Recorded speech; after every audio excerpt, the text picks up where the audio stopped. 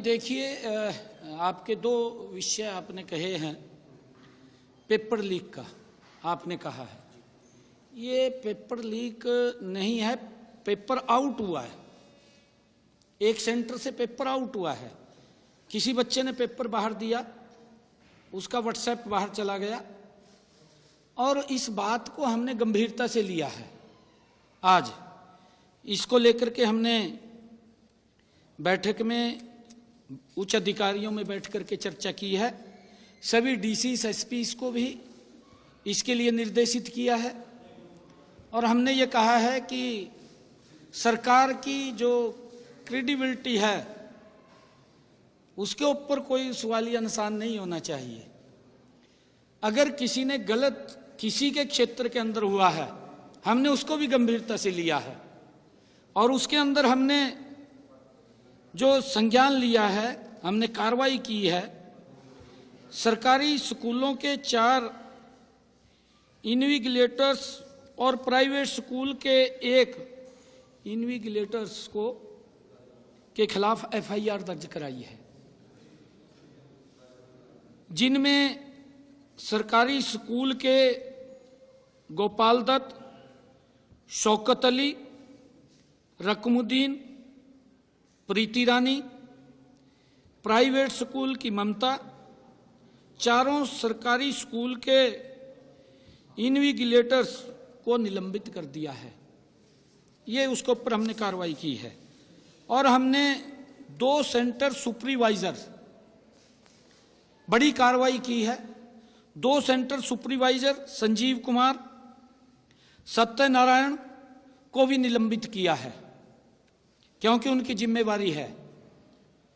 और इन मामलों में विभिन्न केंद्रों पर नकल करवाने अथवा पेपर परीक्षा केंद्र से बाहर निकलने के आरोप में अभी तक 4 बाहरी व्यक्तियों और 8 जो बच्चे थे पेपर दे रहे थे, उनके खिलाफ भी कार्रवाई एफआईआर दर्ज हुई है। इस मामले की जांच जारी है। हमने कहा है कि इसकी और डीपली जांच करें। आगे हमने सभी एसपीस और डीसीस को इसके लिए सुनिश्चित किया है कि अपने अपने जिला के अंदर वो इस बात को सुनिश्चित करेंगे कि कहीं पर भी परीक्षा केंद्र के समीप कोई व्यक्ति न जाए, 500 मीटर की दूरी से बाहर व्यक्ति रहे। अगर कहीं पर भी इस प्रकार की शिकायत मिलती है तो उसका जिम्मेवार वहां का प्रशासन होगा। और उस बात को ध्यान में रखते हुए हमने जहां पर ये काम हुआ है उसमें हमने अभी तक 25 पुलिस अधिकारियों व कर्मचारी उसमें दोषी हमें मिले हैं, जो हमारी प्राथमिक जांच थी। सभी 25 पुलिस अधिकारियों व कर्मचारियों को सस्पेंड करने के आदेश दिए गए हैं कि उनको तुरंत प्रभाव से सस्पेंड किया जाए, जिसमें 4 डीएसपी हैं और 3 एसएचओ शामिल हैं। उनके टेरिटरी के अंदर इस प्रकार का घटनाक्रम हुआ है। सरकार ने इसको सख्ताई से लिया है क्योंकि इसके ऊपर हमारी सरकार 0 टॉलरेंस के ऊपर काम कर रही है और हम इस प्रकार की कोई भी बात को बर्दाश्त नहीं करेंगे। 4 डीएसपी और 3 एसएचओs को हमने सस्पेंड किया है और इसके साथ साथ हमने जो पुलिस के वहां कर्मचारी लगे हुए थे उनको भी सस्पेंड करने के आदेश दिए हैं। और इसके साथ साथ हमने जो मैंने बताया है कि वहां पर जो परीक्षक जो लगे हुए थे, सेंटर सुपरवाइजर या वहां पर जो इन्विजिलेटर्स जो लगे हुए थे, उनके ऊपर भी सख्त कार्रवाई हमने की है।